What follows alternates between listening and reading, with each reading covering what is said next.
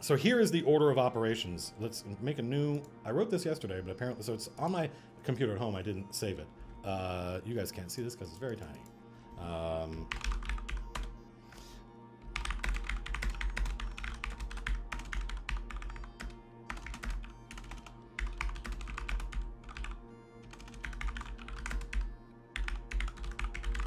So the first thing that happened in our kind of prehistory is the Duke of House Violeta dies. House Violeta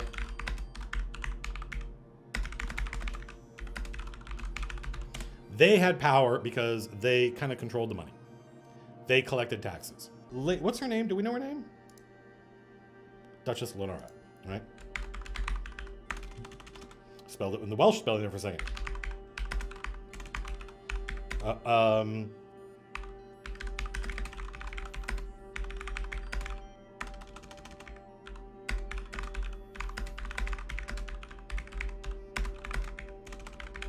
So desperate, this woman enacts what's called the ritual of desecration in order to attempt to try to raise her husband from the dead. It fails, which the mysterious, like, why it should not have failed.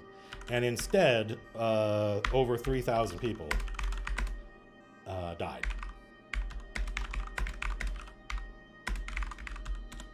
Right. So this was a catastrophe, right? And she did it. This is not a what's what I'm looking for. This like, she is the dead lady and she rules over a dead city. Right? These people, now she knew what she was doing and she did her best to get everybody out of the district. You know, did it in the middle of the night. This is a place where people work mostly, not live. So there weren't that many people in this district when it happened. And she did her best to try to, I think that she made it look like there was an outbreak of like cholera or typhus or something like that on purpose to get people out of the city. The city, when I say the city, I mean the district that House Violeta controls. But each of these are like their own city. They even have different architectural styles. But there were still 3,000 people there who all died. And they were raised as undead. And so now the dead lady rules over a dead city. And the problem is, if not, like, you know, when you kill 3,000 people, you're you know, one of the world's greatest criminals. And there are a lot of people in the city who, there are, you know, the families and friends of 3,000 people who would like to see her die. They would like to see her brought to justice. But she's a vampire lord. And she controls an army of death knights and stuff now because of this ritual. So they can't bring her to justice. So she is, you know, by most definitions, evil. But now she's in charge, right? She's in charge of the house. So House Violeta are the tax collectors. She's still doing her husband's job, right? Every time anyone else tries to take over, they end up with a fistful of Death Knight. And so her revenue men continue to collect the taxes. And, you know, the city's millions of people. There are a whole bunch of people that live in the city that don't care about what happened over on the east side. That thing, they heard about it, they read about it, it's a tragedy, but they don't know anybody who was involved. And they're just happy that everything's still ticking along nicely. So she is still collecting the taxes and basically waiting for her. And that's the thing, is she's like, my husband will return, and when he does, the taxes collected will be dispersed, you know, as is normal. But until then, she's going to sit on them. So she controls a lot of the money. Well, then the prince died. Okay, so something else happened. So because she's collecting the taxes, something happens. The city needs money. Lady, we need the money. And she's like, well, my husband will return, and when he does, is her refrain. Maybe she's hoping that since she couldn't figure out how to bring him back, all these powerful noble houses that want their taxes, they will figure out a way to bring him back, since that's her condition. Make sense? So she's, you know, got tons of cash. So the prince does something crazy. The prince is still alive at this point. The prince, desperate for revenue, admits 3 guilds into the nobility.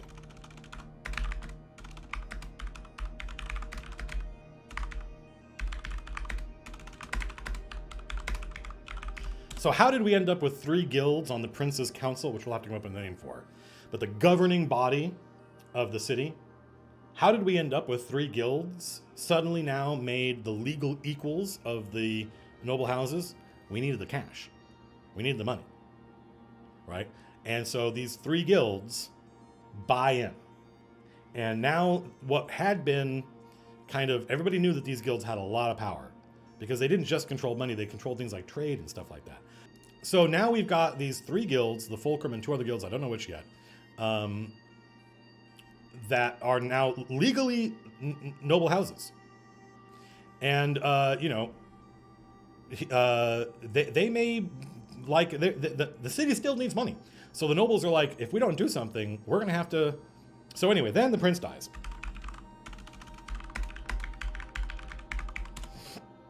And that's kind of where we start. These are the major events that have happened recently. And they set up where we are and how we got here, right? That's important. This is, we're going to, a lot of people watch the video on demand, the VOD, as the kids call it, on the YouTubes, had a very different reaction than the people watching it live. The people watching the video on demand were like, I'm really upset at how black and white the morality in the city is. There are the guilds who are good and the noble houses who are evil. And I'm like, yeah, correct. That being said, the guilds are the good guys and the noble houses are the bad guys. Look, right? That's like, people don't complain that they wish the Emperor in Star Wars was more relatable. Or, yeah, I mean, some people do, and they watch The Last Jedi. But it's going to get more nuanced than that. Each of these heads of these houses, there may be one noble house head who is just literally a mustache twirling villain, because it's always good to have one of those. But the other heads of the noble houses all have different responsibilities, and they take those responsibilities seriously, right? So even though they hate the rise of the guilds, they hate having to go into the prince's privy council and debate what to do because they have to reach consensus. They run the city now that the prince is dead and talk to women, right? And they hate that. They hate it. But they take their responsibilities seriously. They take the city seriously. They take the people who live under them, that live in their districts, seriously. They want to protect them. They want those people to be prosperous. These are not contradictory, right? So they are, on the one hand, they are old school traditionalist and nationalist, but on the other hand, they will fight and die to protect capital. So it's not as simple as good versus evil. A lot of the guilds that you're going to meet, the heads of these guilds, will do awful and terrible things in order to hang on to the power that they've got. Questionable things. Things that if you like that person when you met them until you found out what they did, and now you're like, wait, what? So there's the surface level, right? There's a surface level where you first show up to Capital and you find out what's going on, and you're like, oh, I like the guilds. The guilds are dope. Yeah. But then you find out actually the heads of these guilds are awful. They're in many ways they are awful people and have done terrible things. Then you meet some of the heads of the noble houses and you're like, okay, I don't like this person, but this person has sacrificed a lot in order to keep the city running and will continue to do so. These 7 lords of capital are the ones that run the city. They have to get together and decide what to do. They were part of the prince's privy council, but the prince is dead. They still continue doing their thing. There are other incredibly powerful people in the city. They're just not part of this council. Right? This council has a lot more power than they used to because the prince is dead. The problem is 3 of them are guilds, and they tend not to vote with the other 3. And then one of them is undead and doesn't seem to, she passes all the time. The relationship between the guilds who bought in and the ones that didn't is they're the ones that have the most money. And it may be that the Fulcrum might have loaned some of these guilds that maybe didn't have enough money, but the Fulcrum is like, we want more power in the council. It's kind of the difference between being a programmer and a designer. So the guilds were all programmers. We're really important. We're the grease that runs this city. All the money comes through us. You need us. But the designers are the ones who decide what the game is going to be about, and it annoys us that we basically have to do this. We are basically in charge of implementing their ideas. I hate that. If I were a designer, then it would be me who was deciding the direction the game was going. So they wanted to be designers, so they paid to get in, and now they help. They're actually making legal decisions about, how the city is run. So who are the other guilds? Well, there's 2 more. We only have to come up with 2 more factions, and we're done for today. The guilds that aren't nobility are like, it can be done. They did it. They cracked it. They made it in.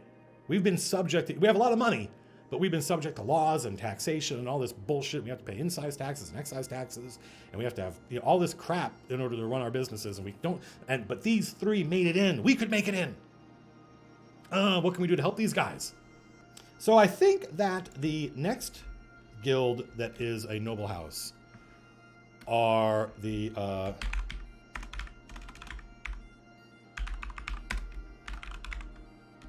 these guys are very new, and they were probably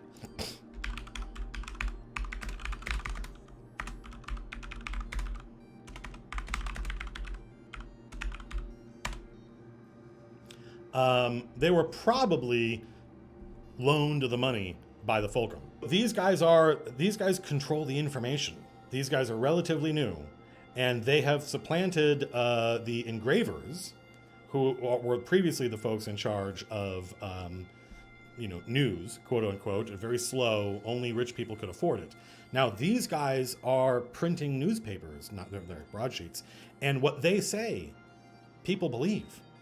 People go out in the morning or in the evening, and they spend a couple of copper, or and they read what these people. Who are these people? Why do they get to say? The nobles hate these guys. Like, I don't understand. I'm the Duke. I'm Duke Orsino. What I say should matter.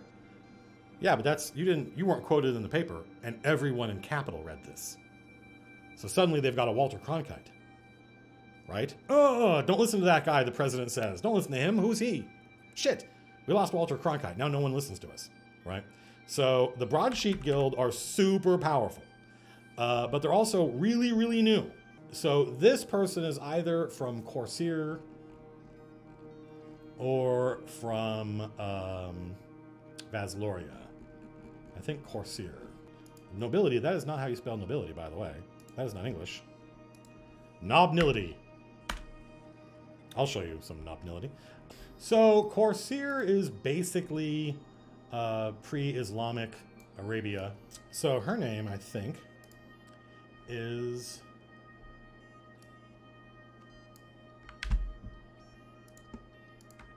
Inan. And probably she has a bint in there somewhere.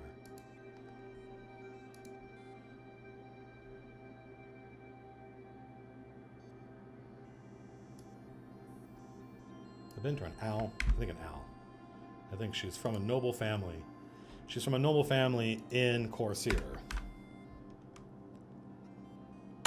So what I did was, I needed a authentic, but obscure, ideally, ancient female Arab name, right?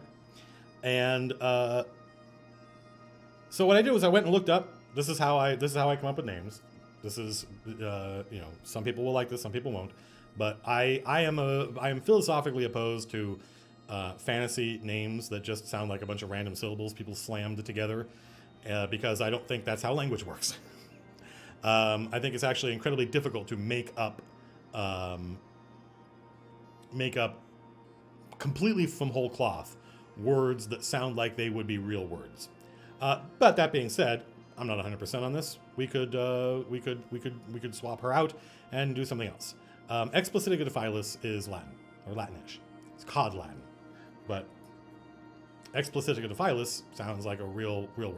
So obviously there are other fantasy worlds that quite explicitly just use random collections of syllables for the names of people and places, and to me they sound absurd. But that being said, some people go to fantasy because what they want is, they want a world that bears no resemblance to the one they live in. I get that. That's just not me. She is a noble, a minor noble.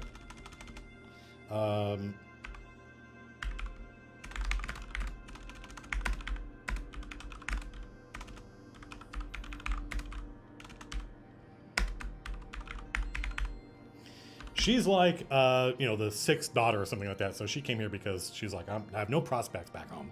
With that said in mind, where do you draw inspiration for your Dragonborn names? I make those up. I have a kind of a logic to it. There's certain syllables that they assemble. So I don't just fart out a name. I sit there and I go over the different syllables, and I think I know what some of the different syllables mean.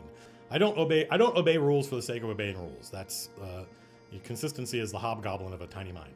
Daughter of minor nobility and courtier, and she's basically like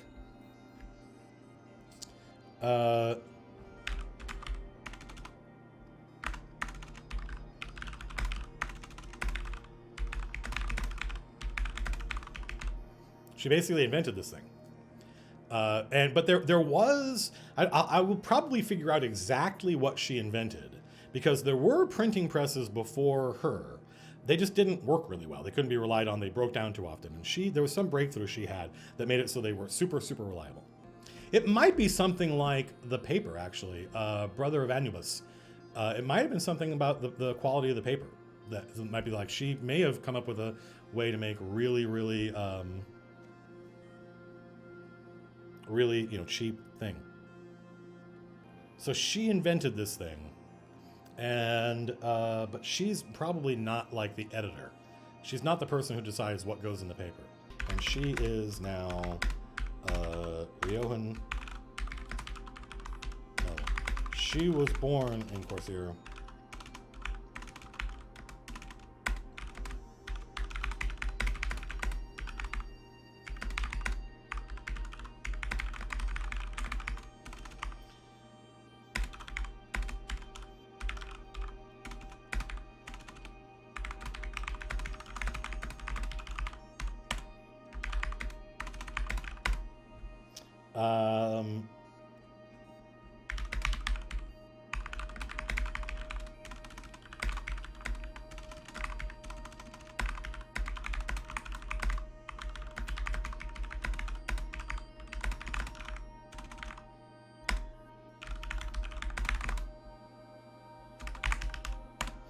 So we know a little bit about her. Yes, the old nobility are deeply anti-immigrant. Absolutely, 100%. Actually, I wouldn't say that's true, because the capital it's the most multicultural city in the world. They know they're not anti-immigrant. This is a complex situation. They're not anti-immigrant. They need the reason they have power is because everybody comes to capital. They just don't want those people to have any power. It's one thing to be they're happy. In fact, each of these noble houses have in their districts, they have lots of people who come from there. They have people from all over the world, people from all these different heritages who have moved to capital. Some of these people they don't look Riohan. Some of them they look Vaslorian. They look like white guys. But they've been living, their family has been in capital for several generations. And the noble houses want to protect them. We have a responsibility. These are our peasants, basically. They don't use that language.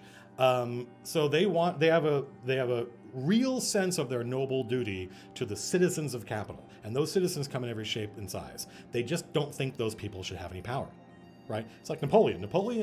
Napoleon believed very strongly in personal liberty and justice, but he didn't believe in upward mobility. He's like, what? No, every man in his place and a place for every man. We tend to conflate those things, but not every culture has. So it's not exactly this black and white anti-immigrant. Like, they very much want to protect and also, raise the standard of living of all of the people who are who live in their district. They just don't think those people should have any power. It's an affront to them. It's an affront to their traditions. And a lot of those people feel the same way. A lot of those people feel like the proper nobleman, they have a look that's brown skin, dark black hair, big mustache, male. That's a nobleman. That's a nobleman, right? And we have those same biases. Like when somebody comes on when you hear the airline pilot punch in, there's a certain voice you want to hear in your head, right? We have those same biases. So it's not completely black and white. So these guys are even the most kind of evil, manipulative, anti-guild, anti-anyone who's not Riohan nobleman who we've met so far. Even that guy doesn't think that capital should be all Riohan. And even what that means differs, right? Somebody like Inan is exactly what he fucking hates. This person wasn't born here. This person doesn't care about our traditions. It probably speaks common. I haven't figured out how languages work in my setting yet because the way it works in D&D annoys me. But she doesn't speak Riohan. She probably doesn't even speak it at all, right? She speaks whatever language, of course, she speaks Hazar.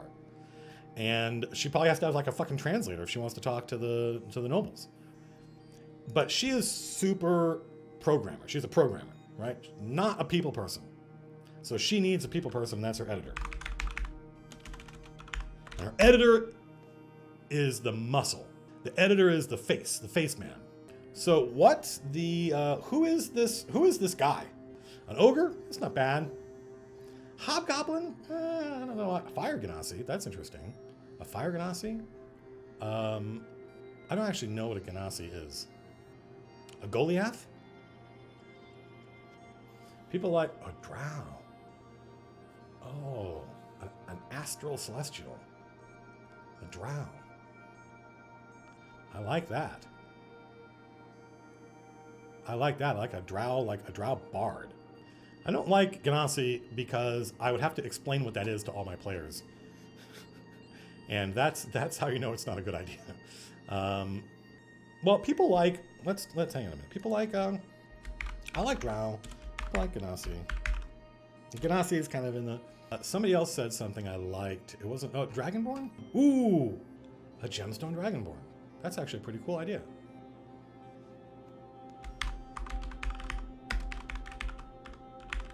So, hang on one second. Nobody go anywhere. An Onyx Dragonborn would be nice because we haven't seen them in, what do you call it? So her editor is a gemstone Dragonborn. Gemstone Dragonborn tend to be, they have high intelligence. They have +2 to int and +1 to charisma, I believe. Yeah, +2 int, +1 charisma. So this guy could be a bard. Are gemstone Dragonborns psychic? Yes, they have psionics. Yeah, they have a bunch of abilities, and people when they saw the book, they were like, these abilities are too good. They have, one of the abilities they have is Flay, which is a bonus action. It's basically, imagine a breath weapon. Imagine if a dragon's breath weapon was a bonus action. However, and so we were like, this is too good. And I'm like, well, I mean, you may think that, and you may be right. We can change it ultimately, but they use charges. They use the psionic charges based on their crystals. And I wanted to make sure that there was an option that would that would encourage the DM running the gemstone dragons to burn their charges early. Right? So yeah, it's a boat, you go like that. And now suddenly managing your psionic charges, because there's a recharge every round or something, or I don't know how often you do it. You roll a really tiny die and recharge some of your stuff. So the goal is to get whoever's running this dragon to a point where this die is important. And that means we got to be able to dump charges early and quick and kind of go supernova. That's why Amplify is so good. Amplify wreathes the dragon's physical attacks with psionic energy, right? And when they attack, they do a shitload more damage. And that's because I want the dragons to get, I want to encourage people running these dragons to get into melee. Oh, it's so good. This power is so good. Yeah, but to use it, you physically have to get next to your enemies, the heroes, the PCs. And that means, wham, they're going to do a shitload of damage. So there's method to my madness. That's not the same thing as saying it's good design. I'm not going to lie to you. It could be bad design. However, so the Gemstone Dragonborn, I don't mind it being Onyx, because we'll learn something about the Onyx gemstones. John of Phoenix says they should be a bard. Onyx Gemstone Dragonborn bard. Of course, he's the editor. Of course he's a bard. Can we come back to the Dragonborn and please not make him a bard? He's going to be a double bard now. He's double class. He's dual class. Bard. Done. I think the guy has to be a bard because he's the head. He's the editor, right? He's the guy who writes the stuff. He's the face man. He talks to the people. He's the person that Enon sends to the privy meetings. So, what's this guy's name? I'm thinking of a name. These are just going to be a bunch of nonsense syllables I throw out. Like Korovaxinar is the name of the eldest sapphire dragon. Orvo Sortiax is the ruby dragon. Irda Zavanax. Sortiax, so let's stay away from the AX.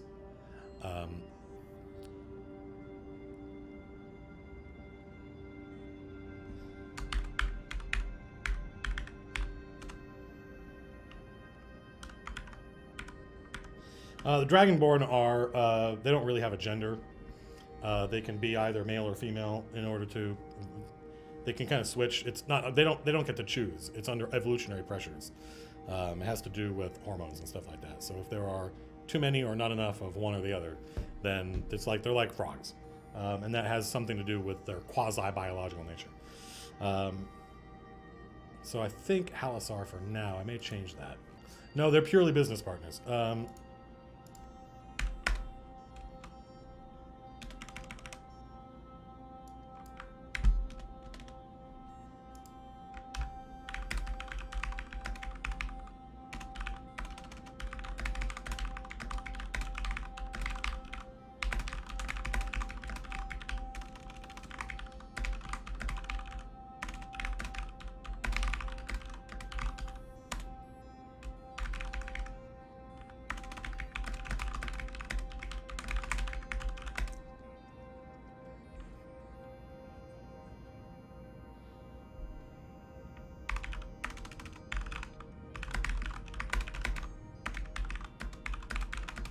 People like this guy and they want to give him the straight dope. How is she not attracted to him if he's so charming? I think that, I don't think that she is really into sex. I think that she's like, she's, you know, I would not describe Inan as being like a sexual being. She is somebody who just wants to make the press better. She's one of those people that like isn't great with reading facial expressions and something like that. It's almost like, you know who it's like? You ready for this? It's like Jamie and Adam from Mythbusters, right? Like one of these is the garrulous, outgoing, talking one in there, and they make a great team, right? But they're not like friends outside of work. But the broadsheet guild doesn't work without them. The chat is dangerously close to shipping these two characters. You know, I'm sure Halasar would be happy if people thought that, but they are literally like Inan goes home, she works, you know, 14 hours a day, goes home, sleeps, come back and work. She just wants to tinker. She just wants to improve this. She has a mind of wheels and gears and stuff like that. And she tends to attract, you know, a lot of dwarves work for her. She tends to attract people that are like, we just want to make the press better. She doesn't even really understand how she is changing the world. He does. Halasar does. He's like, Halasar, yeah.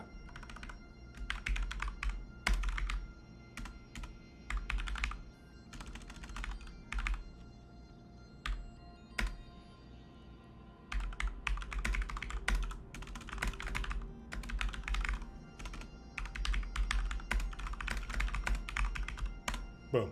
Like he does not understand what she does. Like, she's like a magician from his point of view. And she has no idea what this guy is talking about. She doesn't read the broadsheet that she makes. She doesn't read it. Right? She's not aware of the impact it's having on the city. Yeah, Halasar is the guy who goes to the meetings. He doesn't have any actual real power. He's not a nobleman. It's Inan who was a nobleman.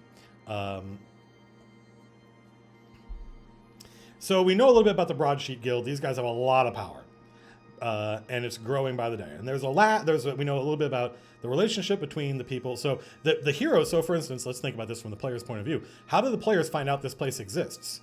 You already know the answer, by the way. How do the players find out that the Broadsheet Guild even exists?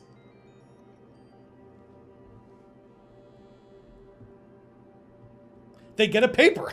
Exactly. They're going to show up. Exactly. They're going to show up in Capital, and there's going to be people handing out, and probably I'll have to print one. I'll probably have to write one and make it up. And the players, and they're going to be like, what the hell is this? And they're not even going to, it's not even going to occur to them. I'm doing a good job. It's not even going to occur to them that this was written by somebody and published by somebody, and those people have a lot of power. Instead, they're going to be focused on what is being written. They're going to be like, oh, here's the, and maybe they're hammered up or whatever. Yeah. They're going to read a broadsheet. They're going to read a broadsheet, and they're going to think about the things in the broadsheet way before they realize the guys who print this they must have a shitload of power, right?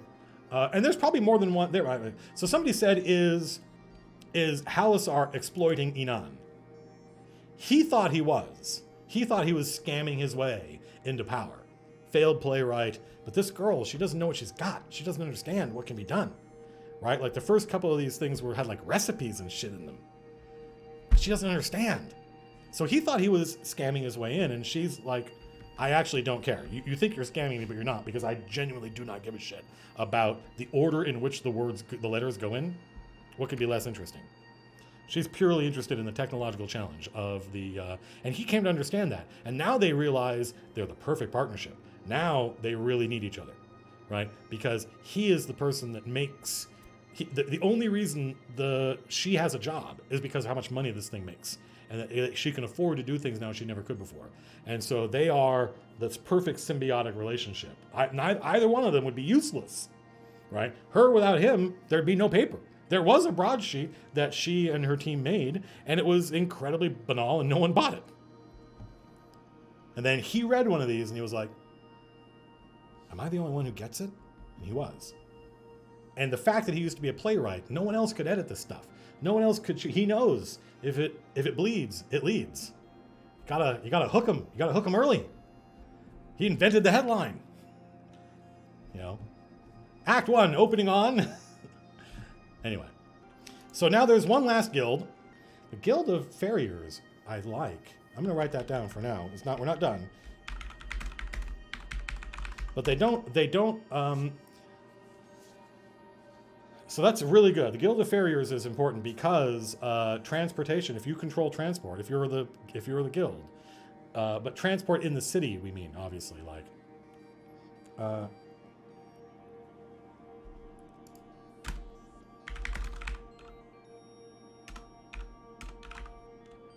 I forgot. I failed to learn how to spell couriers. But the reason the Guild of Farriers is important is because everybody who needs to, they're obviously you could just walk somewhere. You might take a coach, which is really expensive, and they're not that fast. But a very common way for, I would say, like, if you in the real world can afford, I'm trying to think, like, you know, if you can afford a Tesla, the new one, the new quote unquote cheap one, you can afford a flying carpet. You can afford, there's probably a fee, and it's flying carpets all over the place. But you don't own them. You don't own them. So that's one of the ways that the people get around, and you see this all over the place, is that for a fee, you get a license, not a license, you get like a pass or something, and that's how they make their money. Is they control the kind of flying carpet network. That's what this is you if you can afford it, and some middle class, most upper middle class, all upper class people can afford one of these medallions that lets them use the farriers and couriers, but also just being a courier and, you know, transport of information and stuff like that. There is a guild for actors and playwrights. There is the Leaf.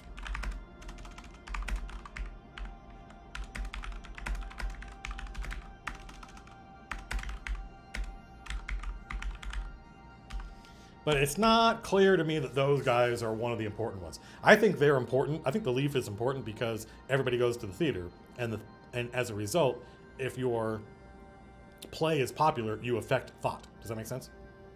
So there's tons of guilds, but we're only worried about the 3 who are actually on the list of the Lords of Capital.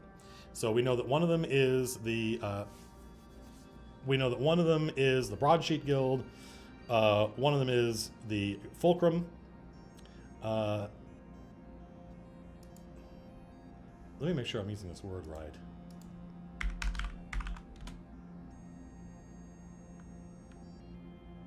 Yeah, they're the Assayers Guild.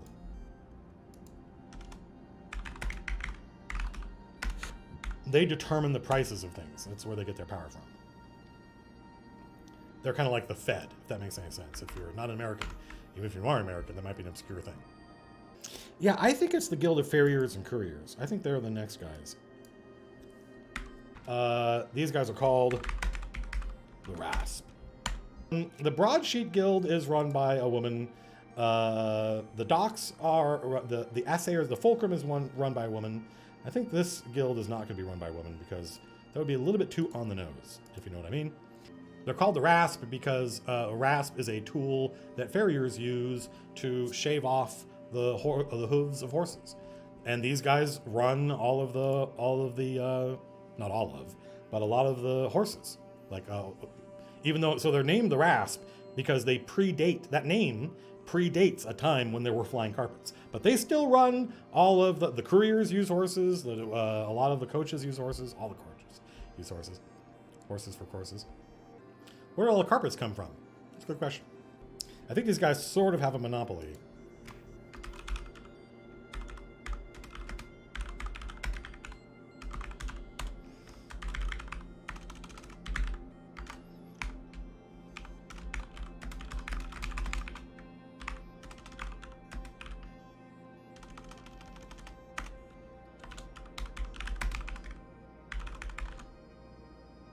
They don't really have public transport.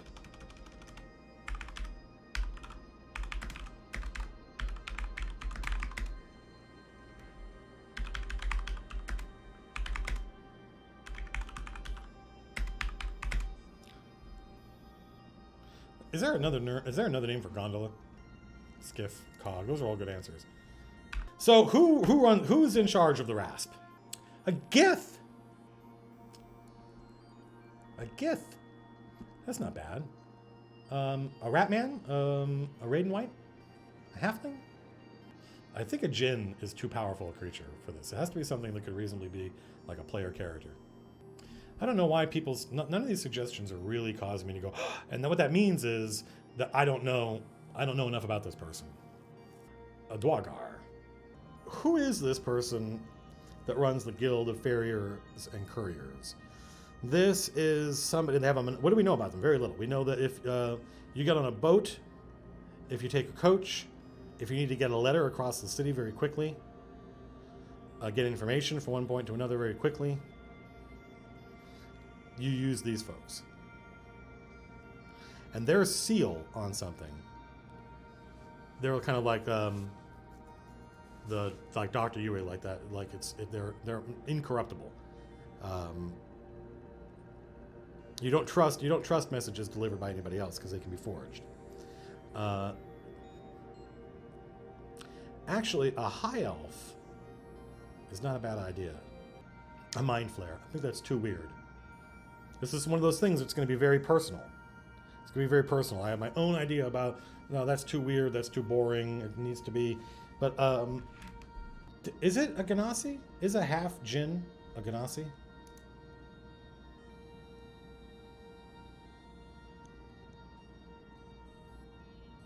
Yeah? Okay, then I think it's got to be a Ganassi. Is it a fire Ganassi?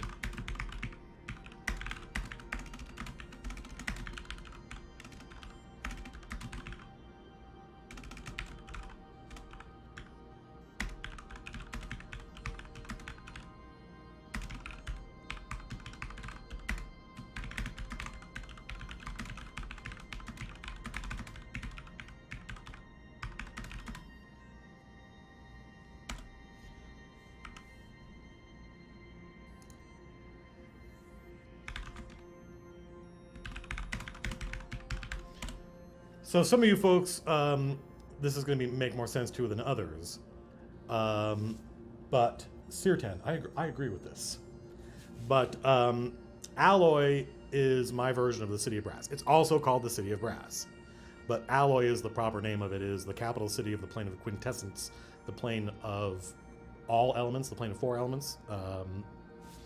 And so that's where these carpets come from. They don't the technology to make them, or the magic to make them, may not exist in the mundane world. So this dude he's from Alloy, and he runs, and so but that was a while ago. This is he's probably like old. I mean, like you know, his species doesn't age the way humans do.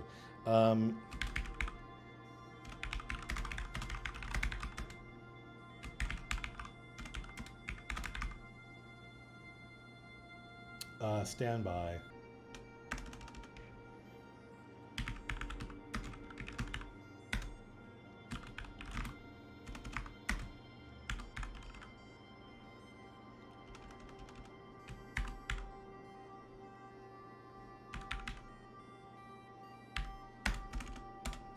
Okay. So the rasp are the Guild of Farriers and Couriers. They have a monopoly on flying carpets.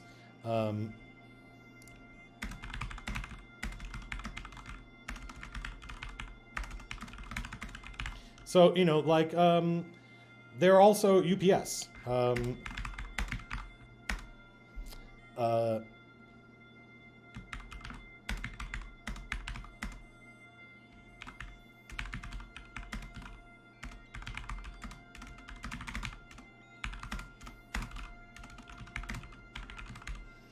So now you understand why they have all this power. They have a lot of power.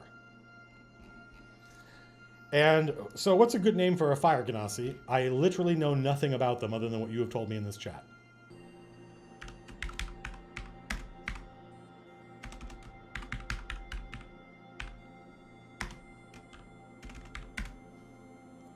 I might change that, monkey with it a little bit. In my experience, most campaigns die on the vine. Just because I have a cool idea for a game and have done a lot of prep work for it, doesn't mean we get more than a month into it. After a month, people might be like, I'm not having a fun time. This isn't the way I wanted this to go. This isn't, I've had most of my campaigns, every campaign I've run that lasted, and I think I've run basically 3 campaigns that last, where we played every week for 3 years. For every one of those, there was probably 9 games we started and just petered out and started and just petered out and didn't go anywhere and didn't turn into what we thought it was going to. It's like a band writing a song. Not every time you get together to the jam does it turn into Cashmere. Actually, Cashmere's a good name. Sorry, I think I might be about to...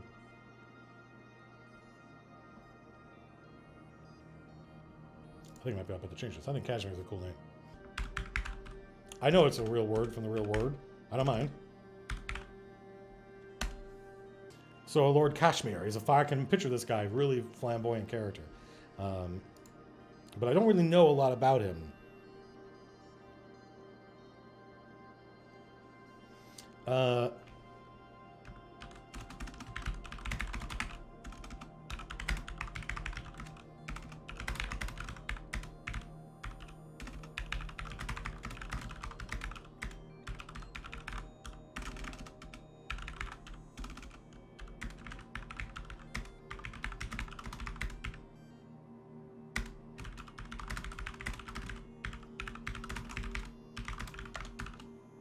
So this dude believes in the idea of nobility and thinks, because he's from a place where that's pretty common, and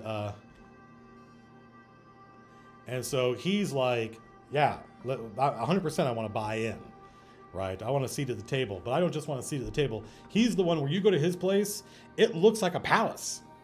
He spends the money to impress you and make you think, you would think this guy was a nobleman even if you knew nothing about what was going on in the capital. And he likes it that way. And the idea that someone whose head is on fire is a nobleman in capital, an alien, a literal alien, just disgusts the nobility. Right?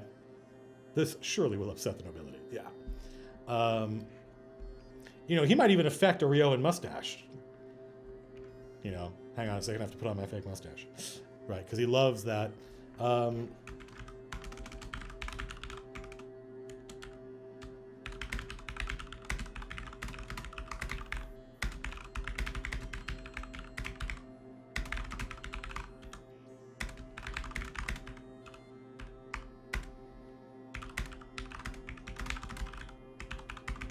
Right, this is his adopted city, and he's crazy in love with it. Huge patron of the arts.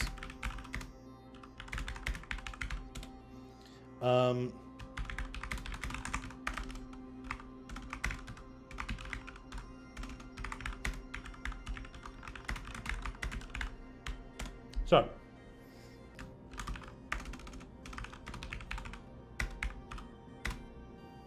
it's very difficult for people.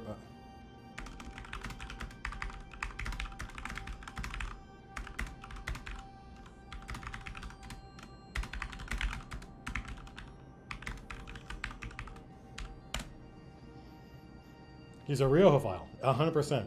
He's got Riojan art all over the place. Yeah, he's a huge patron of the arts. He goes to the theater all the time. When this guy dies, he will be assassinated at the theater. Yeah, I think...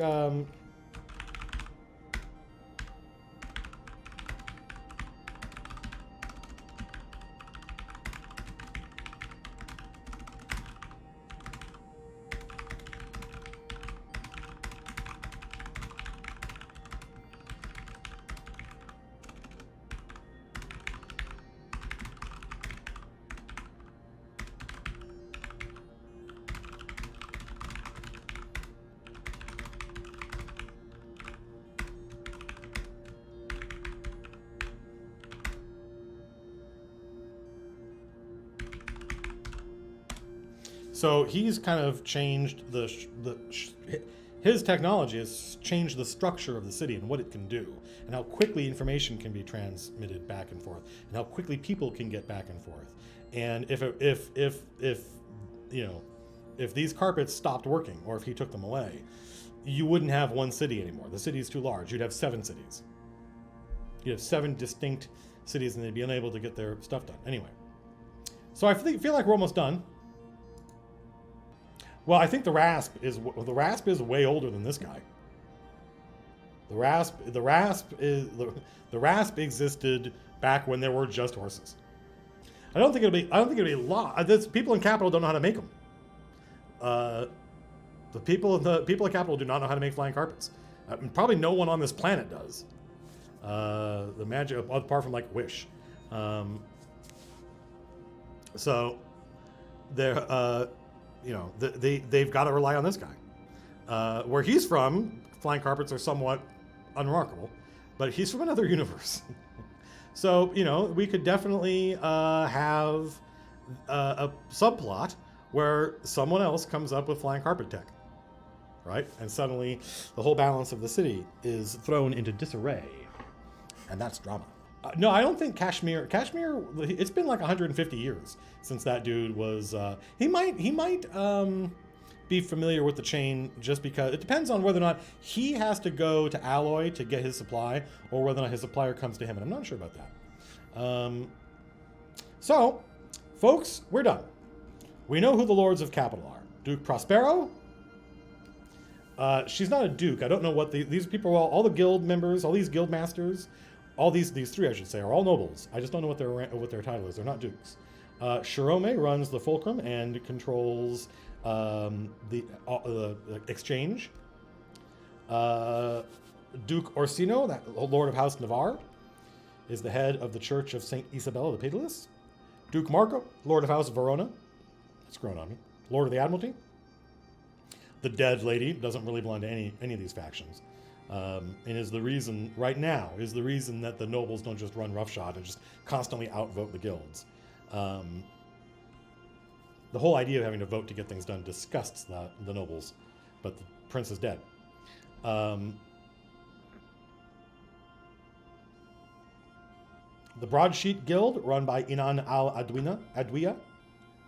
Yeah, Inan al-Adwiya. It'll take me a while to get that, but I'll get there.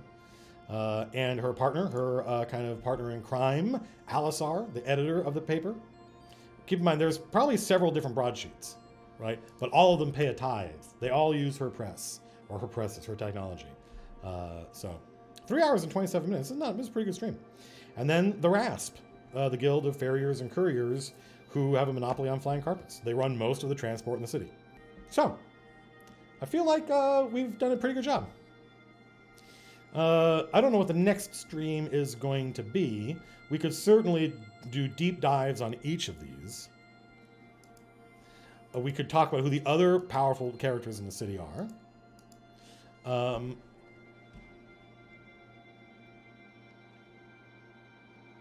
It's funny that a lot of people are like, oh, the Dead Lady is super cool. But now we'll see eventually we'll know more about Duke Prospero and Orsino and Marco. And there will be reasons to like those guys. Like I said, it won't be all black and white. It would be nice to know what these dots are, what the names of the districts are, stuff like that. So I don't know. And we may stream next Saturday. This is supposed to be the beginning of my vacation. Everybody else is off. Like milk. No, everybody else is off on vacation. And I'm supposed to take 2 weeks off, but I'm probably going to be spending a lot of that 2 weeks. Like, what does vacation mean to me? It just means I don't come in here. So I'll probably be doing a lot of patching and tweaking, a lot of modular synthesis, maybe some writing, but we'll probably still do streaming and maybe make some videos. In fact, I might make a YouTube video today. Jerry showed me how to set everything up. NetHack before the end of the year? Maybe. I don't know. That kind of is when we had a hell of an awesome NetHack run that we're hopefully in the middle of, because our NetHack character just now has a Bone Devil pet and is a master mind flayer. So things are going well. No family to visit? Nope. So yeah, NetHack soon, I think, but I don't know when. Hopefully you guys hopefully everybody feels like we've made good progress. Really, all we needed to do today was figure this stuff out. Sorry, excuse me. Was figure this stuff out, and we did.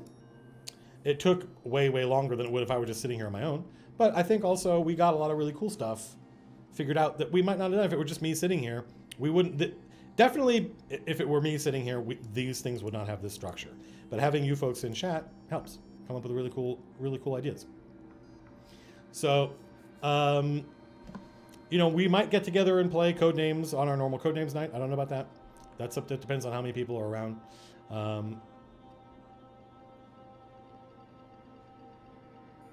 So, seeing my mouse in two places is confusing me. All right, so I think that's it. I think we're going to stop. And I don't know when the next time we're going to get together is. Maybe next Saturday, maybe Tuesday night for Codenames, maybe a NetHack stream. I don't know. Follow me on Twitter. I know a lot of people hate Twitter. I love Twitter. But my Twitter experience is probably different than most people's. It's mostly biologists and feminism. So I love Twitter. Twitter's great. So follow me on Twitter. That's where you get the updates regarding when the next stream is going to be. If we ever get more organized, we'll use our Twitch technology better to communicate with people. But until then, be seeing you.